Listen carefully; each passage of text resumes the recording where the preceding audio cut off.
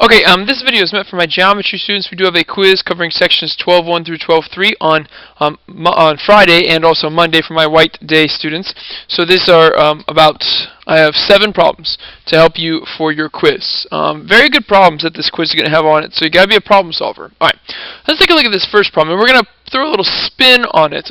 This is a typical problem you've seen where someone's above the Earth, satellite in a plane or something, and I gave you the radius of the Earth, and I'm sorry that the radius should be 6,400 and not 4,600. Let me fix that real fast. Okay, sorry about that. So the radius of the Earth is 6,400 kilometers. Now a person can see 250 kilometers to the horizon, and the question is how high above the Earth is the person? So I'm going to redraw this picture. So of course this picture, and the radius is 6,400. And then we have this distance, and this distance is the tangent line, okay? So D is the tangent line, and that's the distance the person can see, 250 kilometers. And now if we draw this, and again, I know my picture's a bit off, but this is broken up into H, which is like to here, and then R, which is 6,400 down here. Okay, so that's that side. And the question is, how high above the Earth? What is H? That's the question. Well, a couple things. Number one, there's this right angle right here where the radius meets the tangent, so I can use Pythagorean Theorem. But instead of calling this H plus 6,400, I could do that. H plus... I'm not going to do that because that'll be messy in Pythagorean Theorem. So instead of doing that, I'm just going to call this, let's call this X. That entire side is going to be X. And we're going to use X in our Pythagorean Theorem. And let's see what we do once we find X. So Pythagorean Theorem, a squared plus b squared equals c squared. C is opposite of the right angle, that is your X. Let's let A be 250 and B be 6,400. So we have 250 squared plus 6,400 squared equals x squared. And my handy-dandy calculator says that that's a big number, 250 squared plus 6,400 squared. I get something like 410,22500. And now I'll take the square root of that, and we'll just round to one decimal place. So the square root of that answer, I get 6,404.9, and that's kilometers. And that represents x, okay? That's that entire length. But now, to find h, which is my height, I'm going to take x, and I'm going to subtract the 6,400 from it, because that'll give me what's left over right here for h. So that is 6,404.9 minus 6,400. So our h value, and I'll slide this down just a smidge, our h value turns out to be around 4.9 kilometers. And that's how high above the Earth you are. Okay? So in this case, we use a second variable, find it first, and then do a subtraction to find the real answer. So keep that in mind as you go through the test on the quiz on Friday. You'll be glad you watched this video. Okay, we're on problem 2 here. It says the polygon circumscribes the circle. What is the perimeter of each polygon, of the polygon? So in this case, we have 3 of the 4 sides, 3.7, 3.6, and 3.4. We need to find this 4th side. That's the idea. Well, to find that 4th side, and I'll put it here because once we find it, we'll plug it in. We have to use that 2 tangents theorem. Okay, in blue, I'm going to mark some congruent segments. Now, all of these points are tangents, points of tangencies, and then these points are external points to the circles. So from this point right here, we have 2 tangent segments. They're going to be congruent. So if this is 1.9, so is that. Now, from this external point right here, these 2 tangents are congruent. Now, I don't know either of them, but I do know that this entire side is 3.4. So if I do 3.4 minus 1.9, I get 1.5, not 3.5. I get 1.5. And that's the length here, which is also the length down here. And now from this exterior point, these 2 tangent segments are congruent. Again, I don't know either of them, but I do know this is 1.5, that's 3.6. Let's do the subtraction. That's 2.1. This is 2.1, and so is this. And now from this external point, these two tangents are congruent. I don't know either of them, but I do know this is 2.1. That's 3.7. 3.7 minus 2.1, that is 1.6. That's here, which is also here. And now I do know that third length. Adding 1.6 and 1.9, I get 3.5. So to find the perimeter of this polygon, let's add up the four sides. The side I just found, plus 3.4, plus 3.6, plus 3.7. And that perimeter comes out to be 14.2 inches. Remember that two tangents theorem. All right, very good. Okay, so here's the next problem here, okay? And in this problem, we're given two circles. And you could do like, they're like the gears on a bike, okay? And AB is tangent to both circles. And so is this one down here, but it doesn't matter. And the question is, what is D to E? That's the question, okay? Well, there's a trick involved in this problem, and the trick is the following. We need to draw what's called an auxiliary line. I'm going to use blue. An auxiliary line is an extra line that we draw in our picture. And in this problem, you need to draw an auxiliary line parallel to AB going through E. So I'm going to do my best to draw a dotted auxiliary line parallel to AB through E. And what I've done is the following, okay? Because these are parallel, now first, where the radius touches the tangent, these are right angles. And because I've drawn this parallel, we can use same side interior angles to also say that these are right angles. And now we have a rectangle. And a rectangle means opposite sides are congruent. So that is also 35 inches, right? They're the same. Okay. And now if I want to find DE, I'm actually going to draw a picture down here. Here's my D. Here's my E. And then C is a little bit above. Right? This is the problem that we're meant to do. Right here. And we want to find what this is called at X. Well, in the picture, the angle right above here is a right angle, so this is also a right angle. This is a right triangle. We know that this is 35 inches because it's a rectangle, so it's equal to that tangent above, 35. And I can find CD because if this is a rectangle, this side is 8, so is this right here. That's 8. So I can find CD by taking 14 minus 8. That's 6 inches. So CD is 6. And now I can use Pythagorean Theorem to find what X is. A squared plus B squared equals C squared, where C is my unknown X. Let's let 6 be A and 35 be B. 6 squared plus 35 squared equals, let's go with X squared, right, my variable. So 6 squared plus 35 squared comes out to be 1261. And we'll do the square root on both sides. And that actually comes out to be, let's see, square root of that, 35.5. So D to E is 35.5 inches. Almost the same as that side CE. Okay, so you have to draw on that auxiliary line. And again, you'll be very happy that you watched this video before the quiz. Nice. Next one. Okay, so I took this problem from the book, but I did make some changes because you're going to have a problem on your quiz like this. Okay, so we have two chords. One is 15 inches long, and notice you have these markings, means that it's bisected. So I know that each part of this is also 7.5. Okay. All right. Let me make that pencil smaller so that we can. There we go. Let's see. 7.5. So each side 7.5. Okay. Now down here, these two. This is also a chord, and it's also being bisected. Now this part is 6, so is this. So that entire thing is 12. Which means that these are not congruent chords. So they are not the same distance away. So X, I'm going to put this big over here. So X is not, oh, it's bad, sorry, give me a sec. X is not equal to 8. If the two chords were congruent, they would be equal to each other, X and 8, but they're not. X is not equal. So what does X equal? Well, we need to use the following. Now, up here, we only have one measurement, 15, which splits to 7.5, 7.5. X is up here. So we actually have to start down here.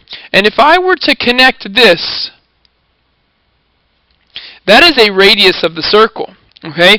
And this radius is also the same as that radius. These are congruent. So if I can find this radius, I can then bring it up here and use it with this 7.5, that, half of 15, and I can find X that way. So my goal is to find this radius. Let's call it R. Find the radius. Well, that's a right triangle. Pythagorean Theorem. A squared plus B squared equals C squared. Your radius is your C. Let's let 6 be A, 8 be B. Your radius is C. So this is 36 and 64. That's 100. Take the square root, and we get a radius of 10. So that R is 10. And if that R is 10, so is that R. And now I have a right triangle up there. I can do Pythagorean Theorem again. A squared plus B squared equals C squared. This time my unknown is a leg, so let's let it be A. So X squared plus now B is 7.5 squared, and C is 10 squared. X squared plus 7.5 squared is 56.25, and 10 squared is 100. Subtract your 56.25, and we get 43.75, and let's take the square root of that. That would give me 6.6. And that'll be the answer, X. So notice that they're kind of close, right? One is 8 and one is 6.6, but they're not equal. And it's, again, because the chords are not congruent. If the chords were congruent to each other, their distances from the center would be equal, but I purposely did this problem so that they were not. Okay? So pay attention to that on the test, or the quiz. Okay, next we have to find the value of each variable, and in this picture we have P and Q. So this is actually an inscribed polygon, a quadrilateral in fact. Inscribed quadrilateral. And we need to know opposite angles are supplementary. So to find P, I'm going to add it to 90 degrees, and it's going to equal 180. Subtract 90, and P actually turns out to be 90 itself. There's P. We're going to find Q in the exact same way. So we're going to do Q plus its opposite angle of 58 equals 180. Let's subtract 58 from both sides. Q equals 122. And if you want to check, you should be able to add those 3 angles or 4 angles up and equal 360 because it is a quadrilateral, and in fact you would. So this is an example of the corollary that states that the opposite angles of an inscribed quadrilateral are supplementary. 2 more problems to go. Alright, so let's take a look at this problem now. We have various things to find, and if we look at this picture, we have a couple arcs given to us, we have an angle given to us. So to find the measure of angle A, and I'll just go piece by piece, and I'll try my best to be neat about it. The measure of angle A is equal, it's an inscribed angle, equal to half of its intercepted arc. Angle A is here, its arc is BD. I'm given the measure of arc BD, it's 80 degrees, so the measure of angle A is half of 80, and half of 80 is 40 degrees. There's A. Okay. So now, what is arc CE? Well, if we look, so this is part A. Sorry. So again, B. I'll use a different color. So if we look for arc CE is the intercepted arc of angle CBE. And angle CBE is 25 degrees. So 25 equals half of that arc CE. So to solve for the arc, we just double it, or times by 2. And we get the measure of arc CE to be 50 degrees. Now I have CE. And I'm actually going to put the arcs on here. That's probably bad. Let's try with the blue. 50. Okay, there.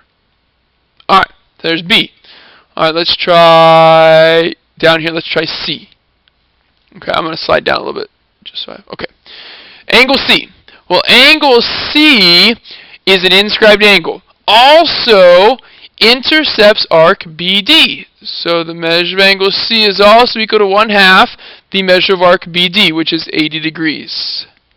So the measure of angle C is also 40 degrees. So C and A are congruent angles because they intercept the same arc. Both intercept BD. Okay, the measure of angle D now. Okay, go back to green. To find the measure of angle D, we need to look at what arc it intercepts because, again, angle D is an inscribed angle. And it intercepts arc AC. So the measure of angle D is equal to 1/2 the measure of arc AC. And we know it. The measure of arc AC is 80. So again, angle D is also 40 degrees. So we have a lot of congruence going on up here. A lot of angles that are the same. Okay, and now let me slide this way. See if I can squish it on the end here. Let's go with blue. E. They want the measure of ABE. Okay? Well, to find ABE, the measure of angle ABE equals the sum of the measure of angle ABC plus the measure of angle CBE. Okay? And we know CBE, it's 25. We just need to find this one. Well, to find the measure of angle ABC, look at what arc it intercepts. It intercepts arc AC. It's an inscribed angle intercepting arc AC, so the measure of angle ABC is half of that arc, which is half of 80. And the half of 80 is, of course, 40. So then if we go back to here, I'm going to do it above because of room. The measure of angle ABE is equal to, we found ABC, it's 40. We knew CBE, it's 25. So the measure of angle ABE is 65 degrees. There we go. So I had to do a little angle addition there as well. Now I suppose we could have also used these two arcs. Let me circle them in red. Because ABE, the arc that it intercepts is AE. And we could have added those two together to get 130 and divided by 2 and got 65. So there are many possibilities. Just make sure you show me some work on your test or quiz. Okay, last problem coming. Okay, last problem here. We have to find A, B, C, D, and E. Alright, the fun, 5 times the fun, right? For all 5 variables. So first, let's find the measure of A. A is kind of tricky because if you look at A, okay, and I'll just set this up. To find A is this angle right here. It's inscribed, and it is equal to the arc it intercepts, equal to half the arc it intercepts. So A intercepts arc E, which has a measure. I don't know if I know E. Oh, wait, I do.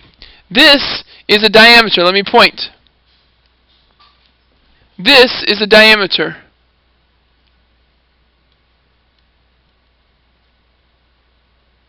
Therefore, I know that this arc right here is 180.